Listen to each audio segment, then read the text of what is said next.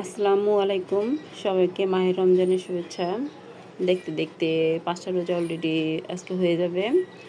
রহমতের ৫টা দিন চলে যাবে। তো আমরা সবাই আমাদের গুনাহ মাফ করার চেষ্টা করব এই রমজান মাসের উসিলায়। আগামী বছর কার ভাগ্যে রোজা পাবো কি পাবো না।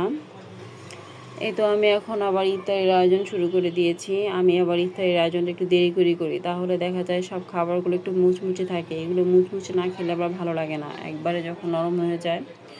তো তার জন্য আমি আবার ছোলাটা একটু আগেই করে দিই, কারণ ছোলাটা আগে করলে দেখা যায় ইফতারিতে বিকালবেলা ঝামেলাটা একটু কম থাকে।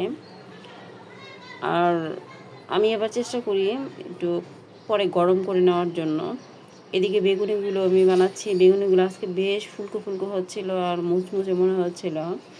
তো এটা যদি এখন খাওয়া যেত তাহলে মনে হয় বোঝা যেত এটা টেস্টটা আসলে মুচমুচে কতটুকু হয়েছে। তো যাই হোক, এখন তো আর খাওয়া যাবে না, আমাদের ইফতারি পর্যন্ত অপেক্ষা করতে হবে। আমি এদিকে আলুর চপগুলোও ভেজে নিচ্ছি, ওইদিকে ডিম চপও একটা ভেজে নিয়েছি। আমাদের বাসায় ইফতারিটা আবার খুব বেশি কেউ পছন্দ করে না।